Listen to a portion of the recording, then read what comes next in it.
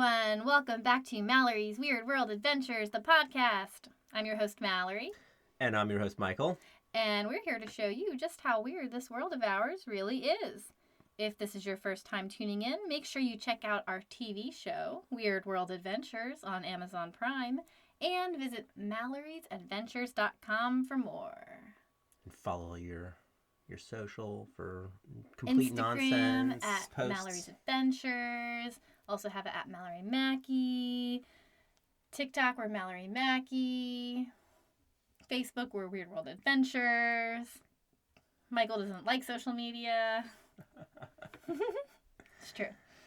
I just I don't get it. use it for, I get it. The business stuff's good. You can find me at Michael Maldonado. Or, that's not even right. It is on Facebook. I think it's Mike Maldonado on Facebook. Oh. And Maldonado MD3 on Instagram. Yeah, okay. I got you. You'll have to friend me, though, because it's all private, because they're just personal accounts. Anyways. So we did a fun, speaking of social media, we did a fun Q&A across Instagram and Facebook, just asking you guys to ask us anything so we could talk about it here on the podcast. You guys sent in your questions. I have not really done any, setup for it because I wanted to kind of be on the spot and see what organically comes out. Organic, that's good too. Okay. Yeah, I like it. Yeah. Okay. So Michael's going to ask the questions and then we're both going to answer accordingly. Well, you'll answer, and then if it's relevant for me to also, Okay. chime in as the occasional host. The most host. Most of the time host. The host with the most. The ghost host. That's not me at all. I'm not the ghost guy. I'm the not ghost guy. I got excited about the Haunted Mansion. I was just rolling with it because the ghost host takes you through. It's Master Is that what it Gracie. is? Yeah. Okay. It's been a while. Yeah. All right. Are these in any particular order? Nope. Question number 1. You don't have who wrote these in, right? I don't. Okay. Sorry, but thank you guys for sending them. Well, thank you for sending them, if this is your question. Number 1. What's your favorite place you have visited thus far for Weird World Adventures? That's already a hard one because I love so many places that I've gone to. My favorite. See, I like a lot of different places I travel to for different reasons. But if I had to pick one, right now, I just organically, like that word, organically, I'm leaning towards the Winchester Mystery House because it kind of, first of all, I'd always wanted to go there. So it was something that it had been on my radar for many, many, many, many years before I did that. And it was my first time going when we did the tour, so that was really exciting. And it also kind of encompasses some of the interesting and weird history that I like to feature. So it did a little bit of weird history. It did a little bit of the ghosts. It was very educational, and we got to kind of do the tour and move through the space. So as far as filming wise, I really felt like that was a treasure. Mm-hmm. I was not at that one, but I did learn a lot from watching you on TV. Yeah. If I want to go, so that's season 1. If I want to go into Look at you season, getting yourself an extra choice here. Look at this. No, you can answer it again. I just want to point out that she's cheating by giving herself one per season. Gosh, this season, I think I'm going to go overall with Salem. Just in general, Salem. Because it's always been on my radar. It is weird as shit. Just so weird in a variety of different ways. And we had such a fun time there. Yeah, it was good. It was a good trip. What about you? Well, I'll caveat it first by saying I haven't been on all of the places. So I've been maybe half. I wasn't there for season 1, and I went on maybe 2/3 of season 2. So take that for what it's worth. I mean, I think I got to go just Romania. It was kind of on my list of places to see in life. So it worked out well that we filmed an episode there. Bran Castle's iconic. And it also probably had one of my favorite, if not favorite, just complete unknown sleeper hit, Selena Turda. I had not heard of it before. And, who doesn't want to go to an amusement park hundreds and hundreds of feet underground in a giant salt mine built in like 1200. That's true. And there was that moment where we were in Sigashora that just stuck with me, where we're having dinner right outside where Vlad Tepes was born. And it starts pouring down raining while we're outside eating, and we're just like kind of tucked in this umbrella, and it starts thunderstorming, and there's just lightning and rain, and we're sitting there like, wow, this is Romania, right? This is Transylvania. This is what I expect in Transylvania. It was cool. It was very cool. They were all cool. It's hard to say, but it is. Yeah. Dracula's Castle was good too. When I started conceptualizing Weird World, I said if we got Annabelle, like the Warrens people, Dracula's Castle, the Winchester House, and Elf School, because I was freakishly drawn to that Elf School for some reason, the show would be made. Like that was if we get these, I'm happy with the show. By the way, for Elf School, we have like 2.5. It's like a 2.5-hour interview. It is. It is a long. And I gotta cut it down to like 15 minutes. I know. We'll have to find a way to post like a the whole thing an expanded version after the show comes out. Yeah, definitely. It's worth having the whole version out there. Definitely on the website. Yeah, for sure. I'll throw in a bonus answer. Okay, I get to get a bonus. Hopefully this is not a later question because I also haven't looked at them yet. I can tell you the place I'm most excited to see for Weird World in a future episode was kind of my baby, the Japan episode. Yeah. I want to go to Japan. Yep. And I want to try to track down the actual historical Masamune. The Hanjo Masamune, very famous samurai sword. I want to track down because I'm a huge nerd, and it's always in every video game. It's always an end game named sword, the Masamune, since I was a little kid. But apparently it really existed. Yeah. And there is a paper trail back in like the 1500s. I don't know when it like ends, but of people buying and selling this thing and then disappears. Anyways, I'm sure we won't find it because I'm sure many people have looked for it, but it's a good excuse to go see samurai culture, samurai towns there, look for this cool sword.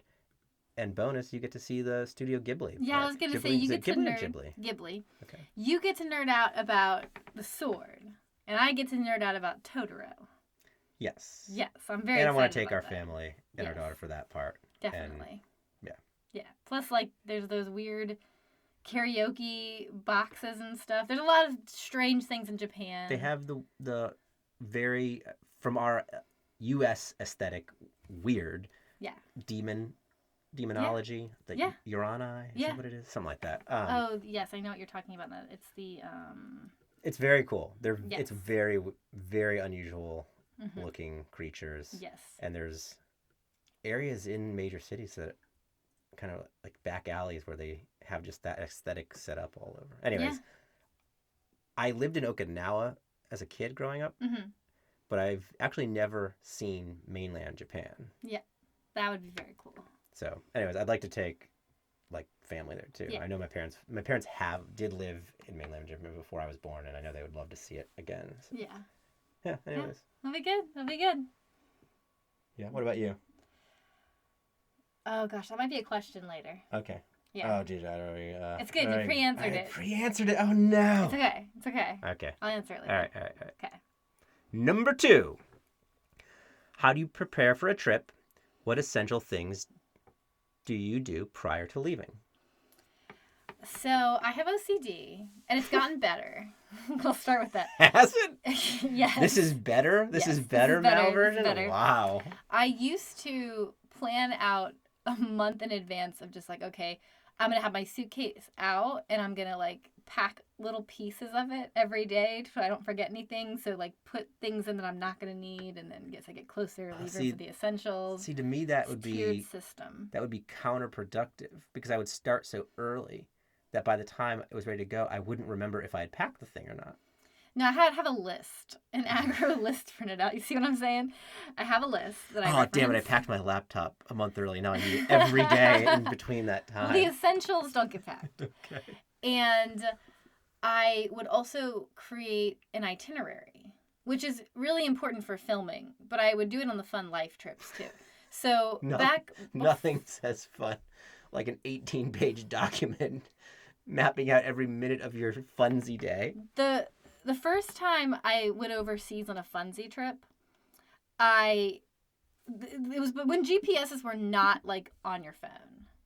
So it wasn't just, I'm going to bring my phone and type in the place I need to go like I do now, right? So I had to print out like a map of, I'm going to go here and at this time and then move to here at this time and here, and like have a map basically showing me walking directions of like if I'm in the city to get to here, to here, to here, to here, to here, to here, and I'm going to do all these things, and this is the nearest Starbucks and this is this. So it would be in depth because of that. And then if I was driving, here's my directions on MapQuest to get from here to here. Rome to Rio now, I get from here to here. And it was a full schedule of, okay, I'm going to start here, and it's going to take me from 12 until 2 p.m. to get from here to here. And then I'm going to be here for this many hours. And these are the hours this is open in case something goes wrong. I'm already not having fun on this trip, just hearing about it. Well, my point is, it slowly got less crazy the more I traveled, because who has time for that, right? I can't do it for every trip we go on now. And I have a GPS in my phone that tells me where I need to be, and everything's good. Yeah. So it has gotten a lot better. But preparing for a trip, I do like to have some kind of itinerary, or at least idea of what I'm going to do. So I'll have like a daily breakdown of what the plan is, who a contact is if we're filming, like, okay, I'm going to be here at this time, this is the contact, this is how long it's going to take me to get from point A to point B, and this is the contact at this place. So there's still an itinerary, but it's only like 4 pages now instead of 30 pages. Oh my God. And I will, if it's just a fun day, like, oh, explore this city, and then I'll leave it at that. Here's some points of interest. If it's a fun day, it only gets 2 pages in the document. Well, it might just have points of interest and not like a schedule, if that makes sense. So yeah, it does make sense. Except I've been handed these itineraries, and they're more than ideas. They're like strongly opinionated in color coding. That's fair. They are color coded. Yeah, I know they are color coded. That doesn't seem. You've handed me fun days that really read non-optional. Well, the all caps red text doesn't make me feel like it's an option to not do this thing. Yeah. Well, itinerary. I put together a plan. And I plan out packing. I mean, I'm so bad at that now that I just throw my suitcase together at the last second. I'm not good at it, but I do have a list, which can be found on Malorie'sAdventures.com. By the way, she's really trying to give herself a lot of. Wow. I'm just going with the flow credit. She still has that suitcase out a couple days. Oh, definitely. In advance. There's no throwing it together last minute. This is coming from the person who forgot to bring underwear to the beach a year ago, and then we had to go buy underwear at the beach. Yes. But it's better. You know, well, it came from my love of the list, like the packing list, came from when I went to South Africa, because I was going to be working with the penguins for like a month. And they provide here's the things you need for the research work and the expedition. And like, here's the things we strongly recommend you bring for yourself. So I liked that because it made me feel secure. Like, okay, well, I know that I have everything. That's where the gumboots came from. Yeah, okay. Yeah. Yeah, so an itinerary. An itinerary and a strong packing list, and having those feel like a security blanket to me. Like I'm going to be okay on the trip. I do feel obligated to point out that you wrote an essential packing items list. I did. A guide. Yeah. On Malorie'sAdventures.com. I just said that. You weren't listening. Wow. Whoops. But thank you for the plug. Oh, so what did you recently forgot something on a trip? I did. And I was a trip that I wasn't on because you texted me, and I said, well, you should have read this great what to pack guide on this website I've been looking at. I can tell you exactly what it was because I felt so stupid, because this is like something I always pack and have never forgotten and couldn't believe that I did it. It's because I missed my electronics. I didn't bring the converter. Oh, yeah. And that's a problem. That's a problem. Because when you try to order something on Amazon to the hotel in Germany, it goes to American Amazon. So my guide there actually had to order it for me. Could you order it using a VPN though? Probably. I didn't have a VPN at the time, but now I probably could have. Well, no, because our Amazon account is the US. You could make a new account, right? It would probably take some finagling, but I probably could have put in the time to do that. VPNs, on a total tangent here, can be useful for travel and for travel planning. Yeah. Oh, yeah, because you can actually lower the cost of a trip based on where you are. Which is an insane way to, like, first, it's insane that the tickets cost different. Yes. Depending on where I'm buying it from, not necessarily where I'm leaving from. Yes. Right? Right? Yeah. It doesn't make any sense to me. Anyways. But you can. They're potentially useful, so. And clear your cache before you look for a flight. That's really important. Good call. Because if they see that you've been looking for a flight a lot, they'll charge you more for it. Wow. Yep. Wow, I did not know that. Oh, yeah. That's a pro tip. It is a pro tip. All right. You guys are getting some good pro tips here. Number 3. What's one item you cannot travel without? I'm gonna say this doesn't include like just essentials like your phone, because that's something that you just need to get around. Yeah, I would exclude necessities. Yes. Your phone, a wallet, money, cash, credit card. If you're going out of the country, a passport. Those are just you can't leave without them, so you need them. Yeah. I always bring a stuffed animal. Not useful at all. I'm going to go completely not useful here. I always bring a stuffed animal. Usually it's Doyle. I have a stuffed dog named Doyle that I've had since I was a kid. So usually How old are you now? I'm still a child. Duh. Yeah. At heart. At heart.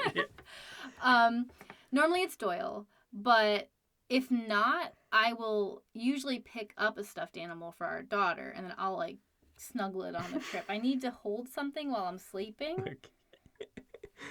So, and it was always Wishbone. I loved Wishbone as a child, the TV show. And I have my stuffed Wishbone dog, and he just fits so perfectly. But I won't bring him with me because if something went wrong, like I don't want to lose Wishbone overseas. You don't misinterpret this. She still has that Wishbone. Yes, I saw it. It just doesn't travel anymore. No, because I don't want... If something happened to Wishbone while I was traveling, I would never forgive myself. So now, poor Doyle. I love Doyle too, but Doyle takes his place and comes with me while I travel. I don't have favorite children. I'm just saying one of you's expendable.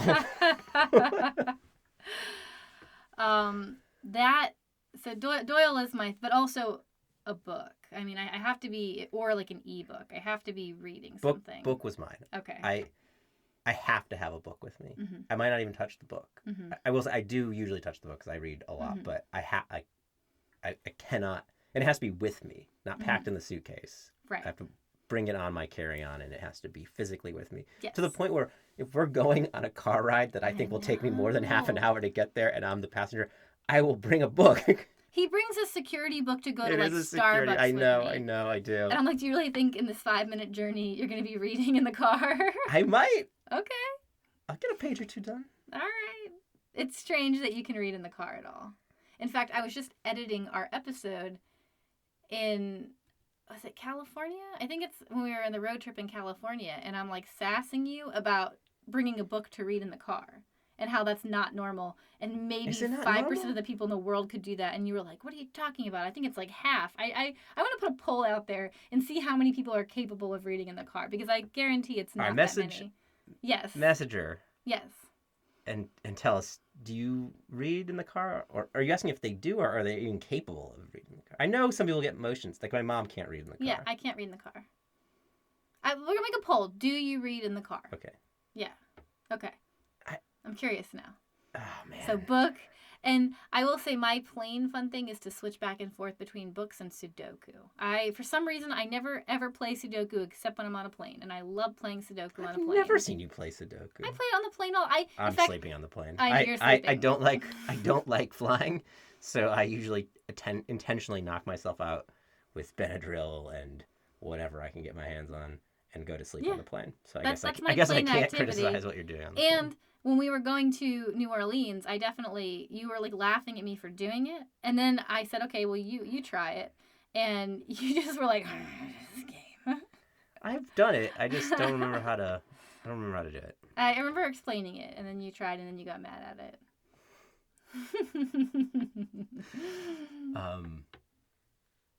Yeah. The next thing I would probably bring is I always have to have some kind of electronic form of entertainment ever since my first Game Boy as a kid.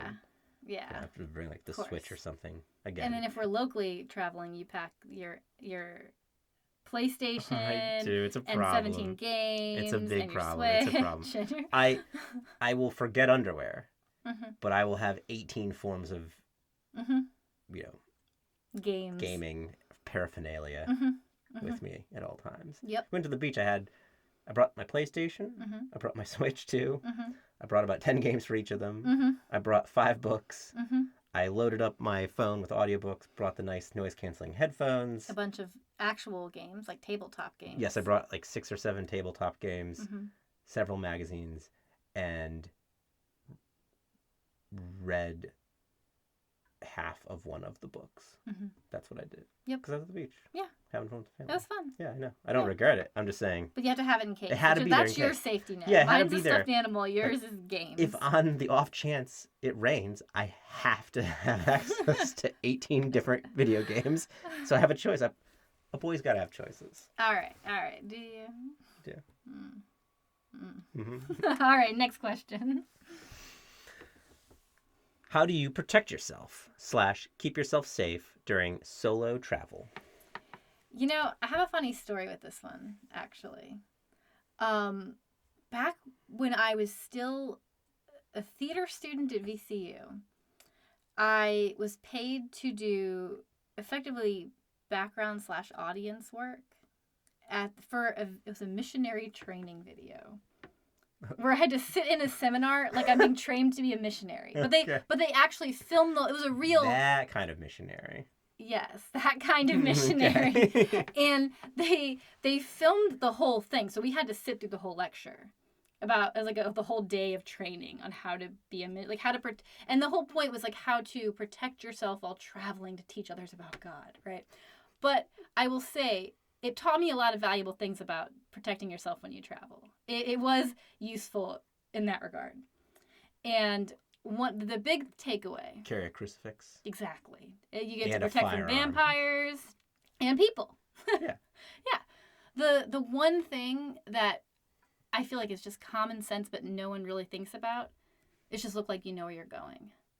If you look like you know where you're going, and I walk fast, so if I just keep my eyes straight ahead, I walk fast, I look like I mean business, and I know exactly where I'm going, and people don't bother you. When you're looking like a tourist and you're looking all over and you're snapping pictures and you look like you don't belong there, is when you get targeted. Yeah, it's akin to my philosophy for work, which is always look annoyed. Yeah. Because it makes you look busy and people then don't bother you. You can't look approachable or you're going to get more work dumped on you. You have to sit there and kind of look a little bit salty the whole time and just so overworked. You have to And you kind of have to have that with travel. You have to be a little bit salty because people are going to try to, let me tell you this, let me do this, especially in places like Egypt where people are going to try to, that reservation's wrong. Like your hotel's canceled. We need to come over here instead. And people will try anything to get you to stop and talk to them and buy things. And people from the U.S. generally feel obligated and are so nice about it. Like, no, you just say no. Or you don't say anything at all. My go-to is don't even acknowledge someone speaking to you. I know that sounds rude and terrible, but if you're somewhere you're not familiar with and people are trying to pull you around, acting like you're beelining it, you have a plan, and you're not even really being engaged with is the best way to go. It's funny that you think that sounds unusual. To me, that's just my kind of life philosophy. Well, I probably won't even respond to my own name until someone said it 2 or 3 times. It's a common enough name where I assume someone else, like you're calling for somebody else. That's fair. I don't know. Yeah. I will say ignore is my go-to. It's the way to go, and it has protected me because I watched somebody get robbed in Paris outside the opera house. There was like an Asian couple that looked like tourists that had the selfie stick, and these 2 people just came up and like grabbed the girl's bag and ran off. Right? Like you have to, and also I think another good tip with that is wearing backpacks because it's a hell of a lot harder to get a backpack off someone than it is to just snatch a purse or a handbag. Yeah. If I am going somewhere where I really don't feel safe, I'll wear a money pouch that like attaches to my bra. So it's like under your clothes. So like it's just not anywhere someone could grab, and even if they try to pickpocket you, it's not there. I've been pickpocketed. Oh. In New York. Really? In New York City, yeah. On a subway. Wow. We went up there for a bachelor party. Me and my buddy took a bus up there, and then we were on the sub getting to the, going to the hotel, whatever, and I got off the hotel and I had no wallet. Wow. Which was a problem because I didn't have my ID anymore. Right. To get into bar, Wow. But fortunately, I had a second friend who was driving up himself later that day. Yeah. And lived in town where, lived local to me. And my parents brought him my passport. Because I didn't have any other, they took my driver's license with the wallet, so I had to get a new license. But I had a passport. I had another form of ID, so he brought that up with him, and it was good enough to get me into whatever we were doing. That's another thing too, is the backpack that I usually bring, that like pleather piece of crap that it's been in penguin nests and just needs to go. It's like this pleather backpack. It has a pouch in the backside where my back would be. So it has a small pouch for me to put my money or my passport, and it's in the side that's pressed against my back. So that people can't just, someone wants to open the front pouch and take things out and I'm not paying attention. They can't do that because it's not there. It's literally pressed against my body. Yeah. Things like that. A chain wallet that attaches on your inside would be useful potentially. Yes. Don't use your back pockets. Never. I don't use my back pockets, so I got pickpocketed just from the side pocket. But wow. I mean, in the subway, you're just crammed in there. So how are you gonna know? Right. It's true. And my first time... I hate that city. I know. My first time ever leaving the States was when I studied in Serbia, in Belgrade. And we were, unfortunately, the only group of people in my group my roommates and me, where we were in New Belgrade. And the rest of everybody else was in Old Belgrade with the theater. So we had to actually either take a bus or like get a cab to get back to our place every night. And the bus station was like in a dark alley. I'm not even kidding. It was like in a dark alley in a really strange part of town where nobody was. And there was a couple times where I had to actually go by myself at like 10 p.m. to the bus station. And I'm like, okay, well, I need to look like I mean business. That must have been hard for you. Wow. I move. You've seen me walk through New York City. I move fast. You walk fast. And I look like I know where I'm going. Sure. Yeah, I do. Okay. All right. Next. Where are we? 5. What's the most scared you've ever been while filming for your show? This is going to be silly, but I can tell you what it is because... And a lot of people would think it would be the ghost stuff, and it's not. I find that stuff fascinating. I don't think I've ever really been that genuinely scared doing a lot of the ghost stuff. For me, it was doing the interview with the Warrens and meeting Annabelle, and not for the ghost reasons. Okay. It was not for any of the reasons that you would expect it to be. The interview itself was very important to me because that was the one that made me feel like we have a show.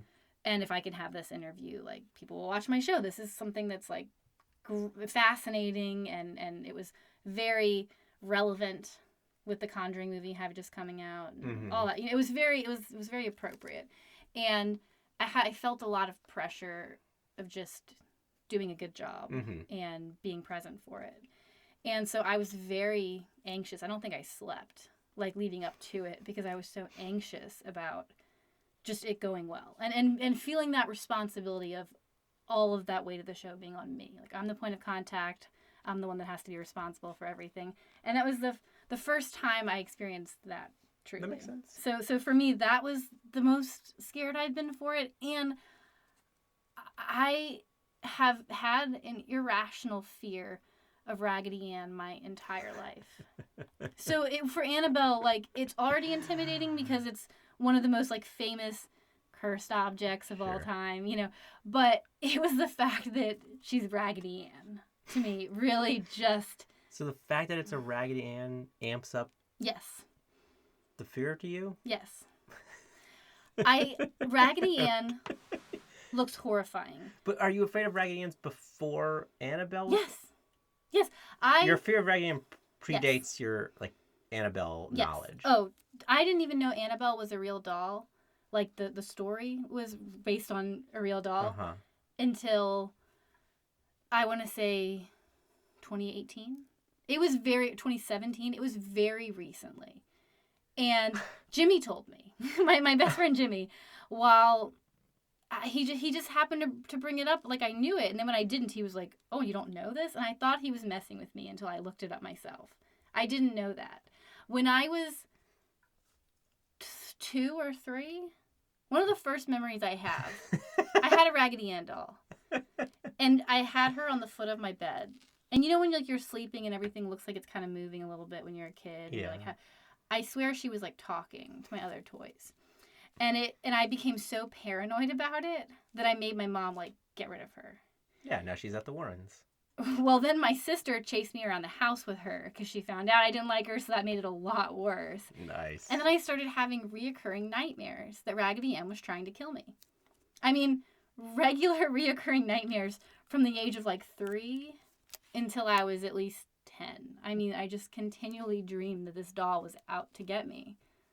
Come play with me, Malorie. No. Why don't you play with me anymore? No. Oh my God. And then, maybe this is too dark for me to say on our podcast here. I had a dream and I was only like 5 years old. So this says a lot. Maybe I shouldn't tell this story. But why would we not tell the story? Okay, I had a dream that Raggedy Ann and Andy were like life-sized and living with my family. And I was terrified of them, okay?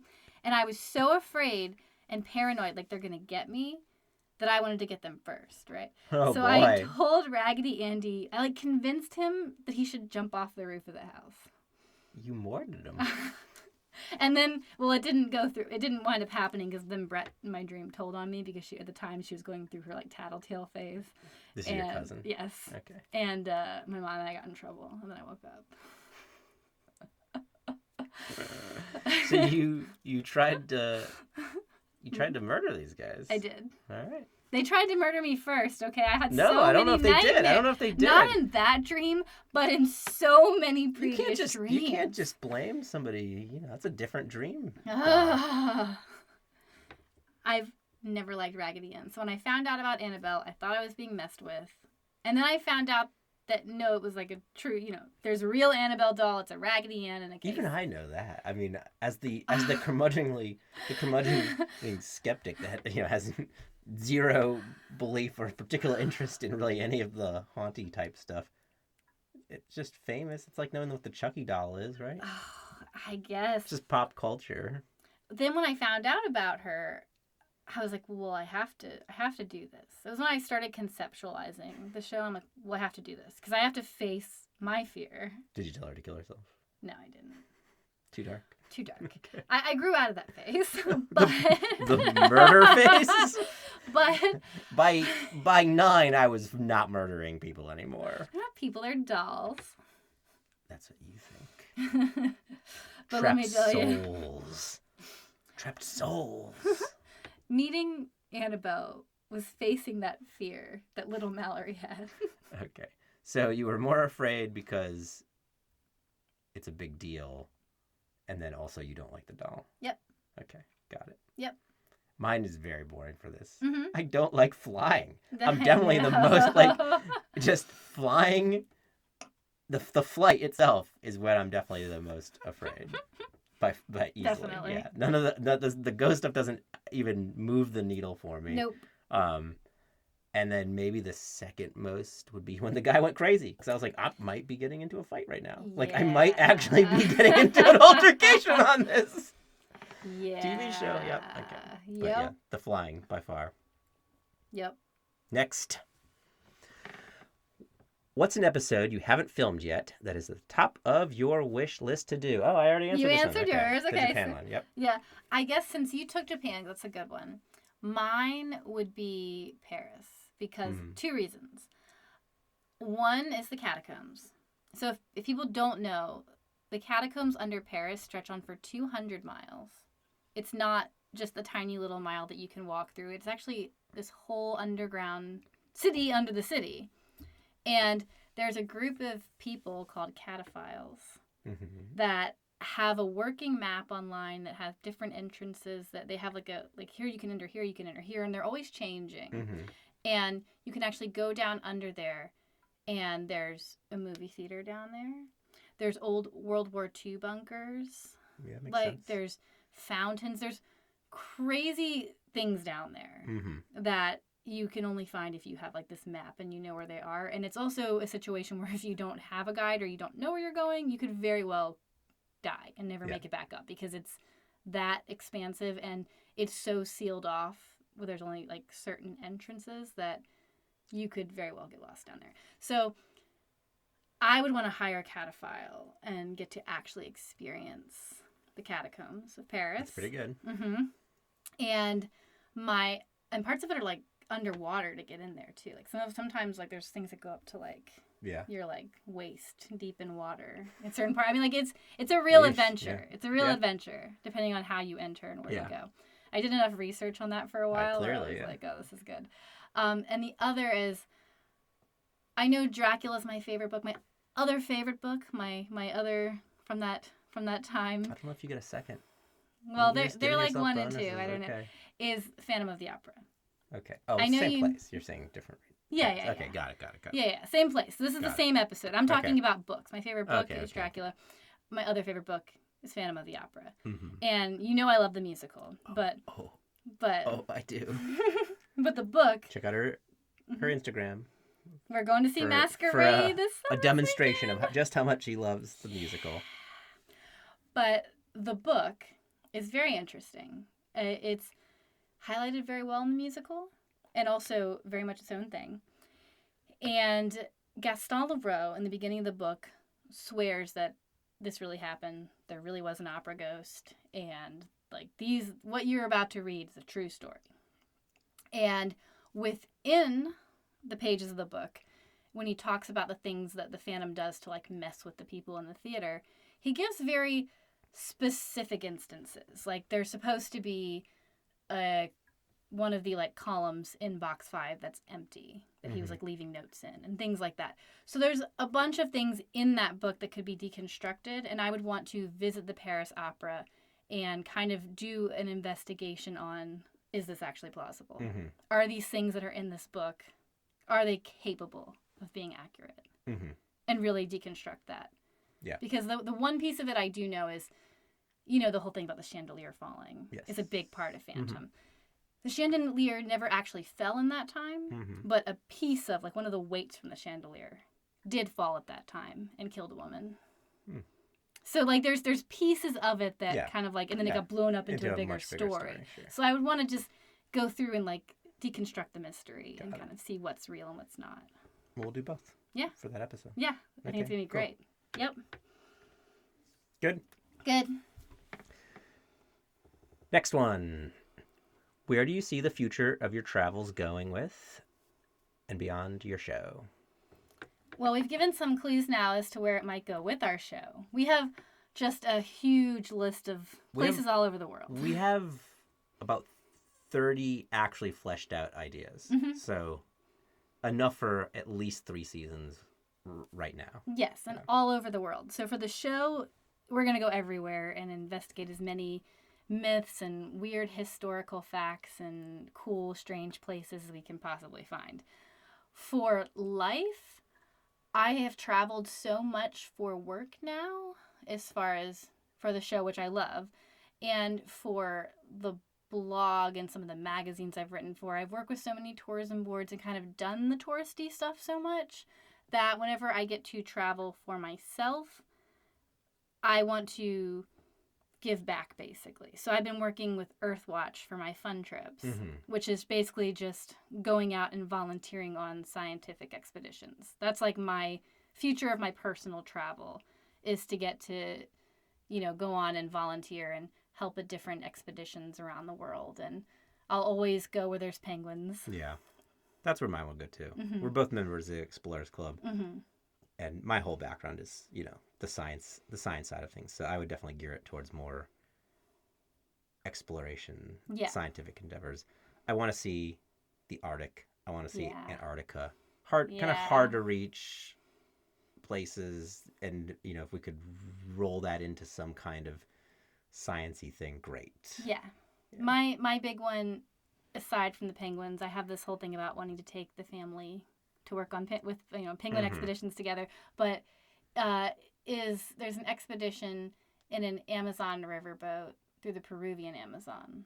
That'd be a good one. And yeah, that one's really exciting to me because it hits that Jungle Cruise inspo. Oh yeah, here we go. And it's like an old 1920s steamboat that's been turned into an expedition boat. And it has, you have your own bathroom, you have a nice little room there, but then you get to work with bats and pink river dolphins. Okay. And I think that's cool. Okay. You just want to be in the movie. Emily Blunt in that movie is my spirit animal. Yeah, you just want to pants. Be on the boat with the Rock for some reason. I have so much more respect for him after that movie because he produced that. He made that movie happen. And I'm like, you took the effectively lamest ride at Disney and made it into such a good movie, and good as in it's fun and it's silly, but it's also good somehow. I expected nothing from that movie. I think. And I was so surprised. You and the rest of the world, I think. I loved it. And they make fun of the Explorers Club a little bit in the beginning, so I like that too. All right. Number 8. How can you sustain this much travel and afford to keep traveling? Well, we just recently wrote a book about that. That's true. If you go on Amazon, you can purchase Wanderlust, where the S is a $. So Wanderlust, How to Make Money While Traveling. Yes. Or search your name. Yes. As an author. Yeah. You can just go to my author profile too, and that'll be there. And it kind of breaks that down. I mean, it's really about having a platform, being able to monetize that platform, which includes, for us, it's the blog and selling ad space and knowing how to do that. And also working with tourism boards and places that, cover your trips for you in exchange for your coverage. Yeah, there's a lot of quid pro quo. Mm-hmm. A lot of, we'll write an article or you'll be featured on the show. Can we get into your museum for free? Mm-hmm. Just small things like that. I mean, the big costs are flying. I mean, and if you work with certain tourism boards and you have that relationship, they will cover your flights. Yes, and if it's a legit business trip, it's also, and you're self-employed, and it's a legit business trip through the company. It's tax deductible from the business. It's a write-off of the, it's a expense, business expense, so it can come off at least your gross profits if you have any. For your business. And or it's a loss potentially. That's true. Anyways, seek your qualified tax professional for more information. But a lot of it, if it's done for legit business through your business, you can be the business. A sole proprietor. It's tax deductible. That saves you some money. That's, depending on what tax bracket you're in, some money off the trip. And I used to work for a magazine that would pay for me to do these things. Yeah, sure, even better. So there's a bunch of different ways, and it is a button of mine when people see me traveling everywhere and just assume that she's spoiled or she's privileged or she's this. When it's actually, a lot of times it's for work, and I don't often travel for just myself. And when I do, I usually just volunteer on expeditions and things. So normally, a lot of the, trips and travel and things that I put out there are things that I'm doing as a business for work. Yeah, you have multiple different work-related kind of pathways to a lot of the travel. Some of it, the tourism boards will fully cover if you're there for an actual press event, which is really cool. And some of it is through Weird World, the company that we run for the TV show, where it's kind of just an expense to us. But, you can at least deduct part of it. You can at least kind of share the cost on your, business expense side of things. And yeah, if you can get some of the small stuff covered, Mm-hmm. comped by Mm-hmm. writing an article, it's Mm-hmm. well worth it Yeah, to a definitely. place that's trying to get their name out there a lot of the time to be Mm-hmm. like, well, yeah, sure, we'll cover your room for the night, and you write an Yeah. article about our lodge or Mm-hmm. whatever, right? It's a Helps lot both of, people. yeah.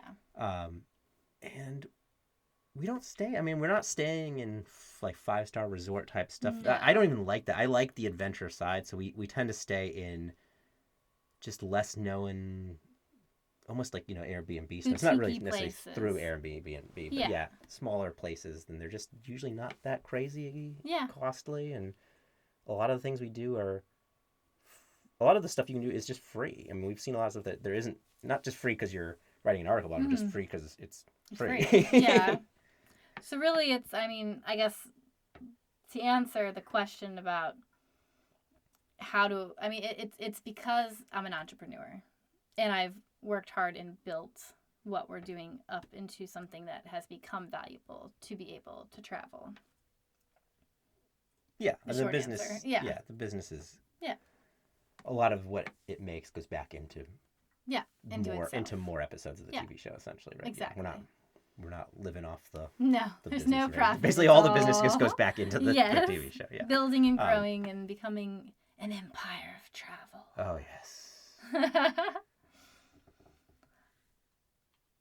You can also play games with credit card points for flying miles. That if you use credit cards and you're diligent about paying them off, Yes. that's the most effective way to get kind of cash back rewards is usually miles Yes. if you are a traveler. I build those flyer miles so it's aggressively. another there's a whole bunch of Yes. there are people who have their whole businesses talking about travel like credit card hacking. Yes. So I'm not going to Right. People have done it way better than I can explain it, but that's also a play thing. games, and I'm like, I thought you were making a joke about all those commercials. I just won $500 on this game on my phone, and I was like, "Are you making a joke?" And then I caught up with the conversation. I wish I had made that joke. Now. That's what I thought was happening, and then I got there. Okay. Next one. What would you say to encourage someone to travel who may be afraid to do so? That's pretty good. I find the greatest value, for me at least, in life is learning about other cultures, seeing things from a completely different perspective, and realizing the world doesn't all operate in the same way. And that's something that I feel like has changed me in a different person. And it has helped me grow tremendously. And I think fear is our own worst enemy, and the greatest things exist on the other side of fear. And it is so worth it to be able to get past that and find the value in everything that's out there that you don't. And the unknown. People are so afraid of the unknown, and there's so much value in there when you get to it. And I think it reassures people because it surprised me. Many people have told me or asked me, like, how are you so brave? Or I was called brave by several people not that long ago. And I was not know you that well. Wow. But it rubbed me in a way where I'm like, what are you talking about? I do not see myself as a brave person. I was kind of put off by that for a second, and then it helped me to realize that I guess being brave is not letting fear control you. It's not the absence of fear. Because there are so many times that I've gone out and done things for the show or traveled by myself, especially in the beginning, where I was terrified, but I just didn't let it stop me from doing things. And I guess I'm like, well, I was thinking, well, I have so much of this fear. What do you mean I'm brave?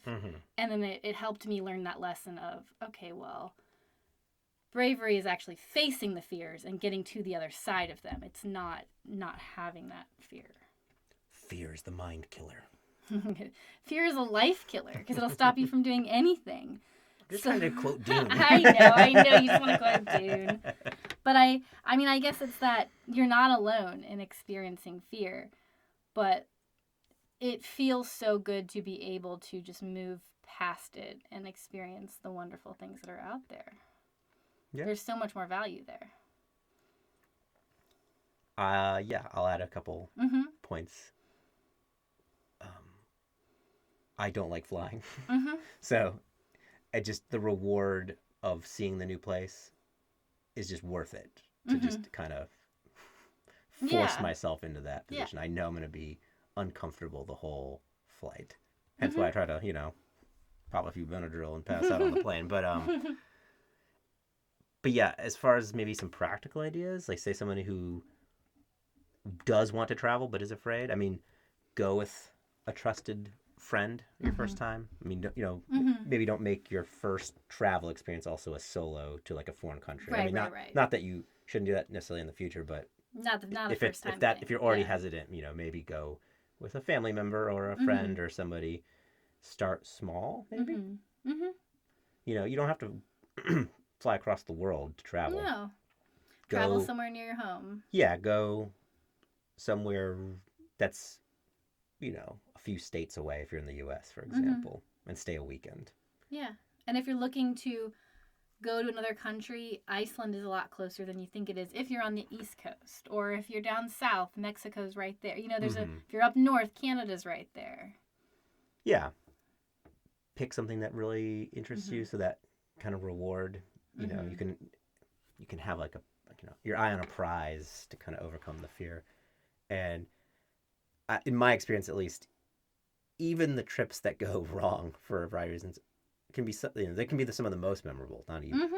That's a real adventure. And having those memories is so worth the discomfort in the moment.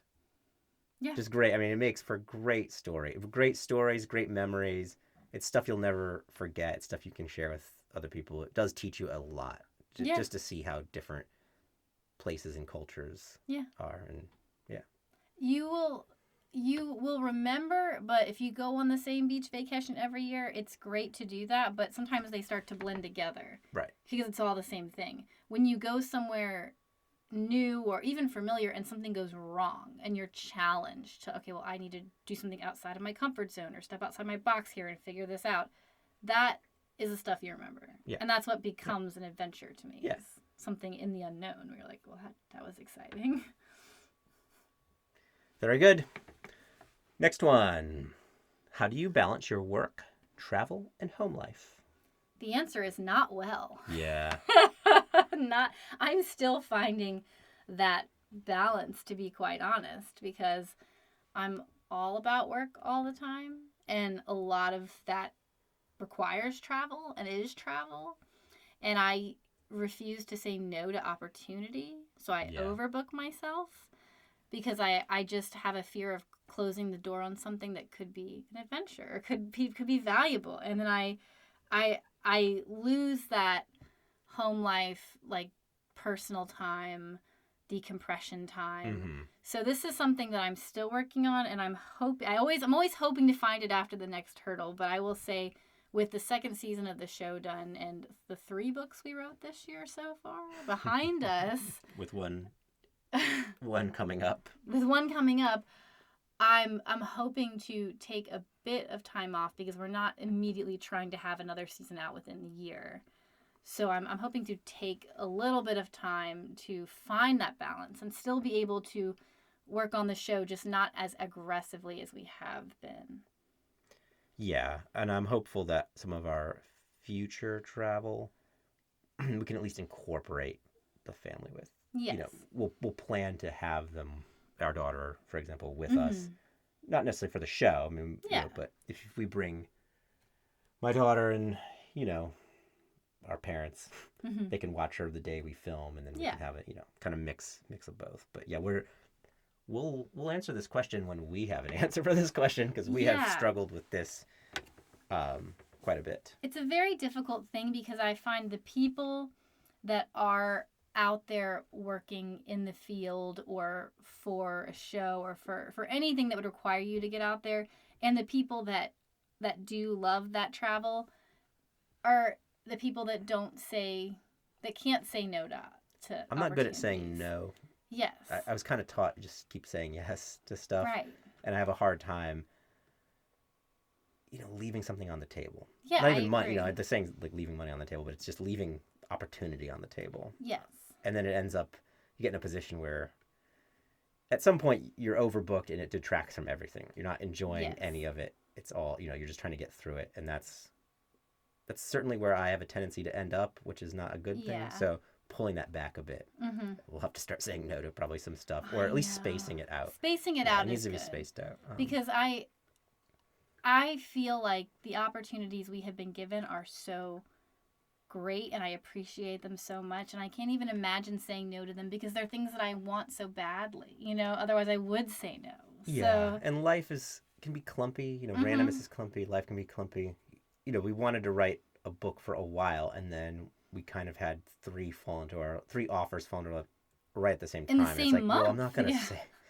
I've been saying for years I want to do this, and now I have three of them, so I'm just going to say yes to all of them. And it's like, all right, well, yeah, but we're finding that balance. I feel like things are starting to fizzle out a bit. Regression to the mean. Yes. No book offers. That came in from our good friend Brian Dunning. All right. A married couple privileged to work together on such a personal project is about the coolest thing imaginable. Which came first? Well, that's a complicated question. Is it? Because we've known each other since we were children.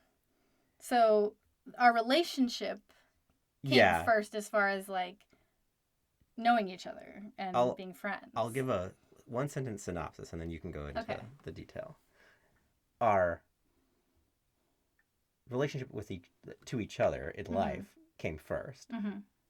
Our marriage to each other came after the project show. Right. Came much later, yes. After the inception of it. Yes.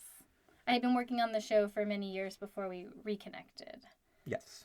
But I will say, I do think we're privileged to get to work together on something that we both love to do.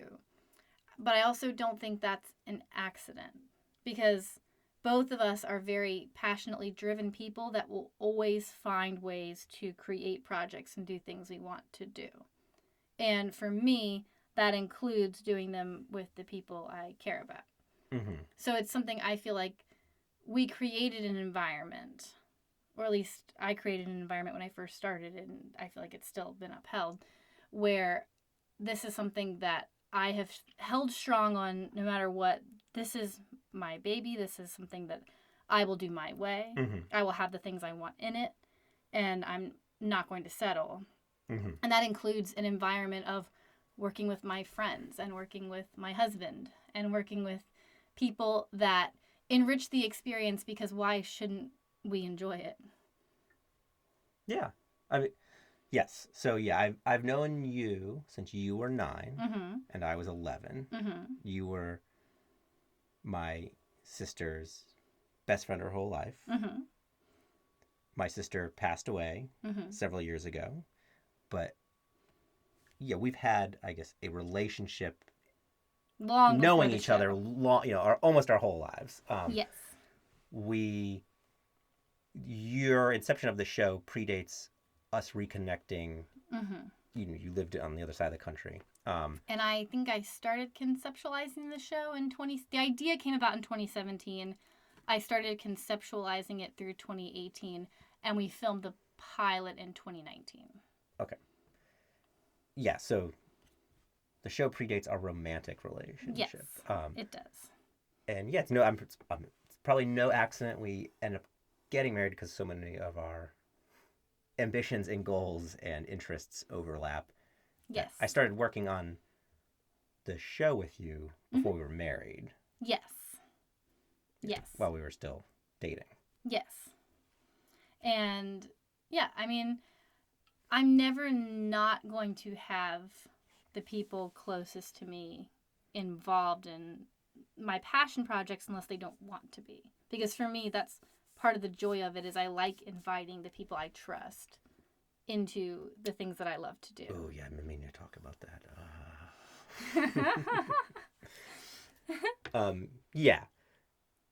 And we have an article coming out about kind of a married couple with overlapping but different ideas? Because I definitely also have a way more science background, and you have a more creative theater and writing. Yeah. Not that you're not a writer, but I have a technical writing background. Professionally, creatively write. And we wrote an article talking about kind of the different personality traits. We used Wicked. We were asked to write it about Wicked since part 2 went out. It's going to be in the Skeptical Inquirer in November issue about Wicked.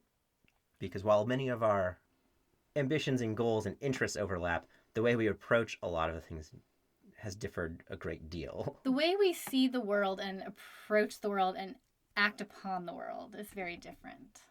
X-Filesy. Yes. Except I'm the girl's the skeptic, right? I always get this wrong in the original show. Scully's the skeptic. And Scully's the girl. Mulder, yes. Okay. And Mulder is the believer. So, in this marriage, I am Scully. Yes. And you are Mulder. Yes. And it's very reflected in Wicked. We write a piece about, which, we won't give too much away, but Elphaba being the skeptic and Glinda being the believer. And we kind of approach the world from very different viewpoints, but work towards the same goals, and somehow it works well. Yeah, and then, I mean, we both are in the Explorers Club because we both like adventuring and exploration and science. Yes. And if you're not with somebody that you don't want to be bringing into your passions and doing your passions with, and you're not enjoying working on the things you love together, I think there's a problem. I mean, it just depends. I mean, you don't have to have everything overlapping. No, but I feel like you can be your own person. You can be your own person, but having you should. In fact, I would say you probably should be your own person. But it's nice to have overlapping. Interests when it's something that's that important to you, though, it's I feel like important to bring your partner into that conversation. Yeah. Yeah. We have a good system kind of for this and co-writing as well. Yes. Because we also have different writing styles that have worked so far well, pretty complementary. You are very good at putting out a lot of volume of things quickly in a very approachable way.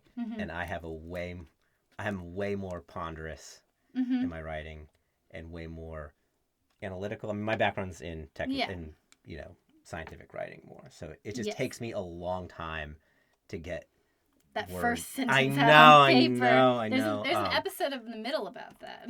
But it works really well where we kind of co-create an idea and kind of dialogue it out together, and she'll do a lot of the early heavy lifting, and I'll do kind of more of the late game heavy lifting once a lot has been put on paper. Maybe. Yes. Something like that. Works well. It has worked well so far. Yes. Which is nice. Yes. When I was approached by someone at the Monroe Institute early on about what my talents were bringing in for the work that I was doing, my response is, well, I take a lot of your sciencey and I know that's sciencey stuff. Although what they did was very sciencey is a good and word. And over verbose, critical language that you're using, and I make it relatable to everyone. I decipher your language and I make it dumb you down for everyone, but in a very engaging way. But in a cute way. Yeah. Yeah. Okay. Anyway, that was much longer than anticipated, but I hope our answers were exciting and interesting and of any value to you at all. Otherwise, this whole endeavor might be over, including the marriage. Dun, dun, dun. Well, do you have anything else to add to any of and all of this? And so on and so forth and what have you? No, I think that's good. Great. Well, thank you guys so much for tuning in today. I'm your host, Malorie. And I'm your host, Michael. And until next time, everybody, stay weird.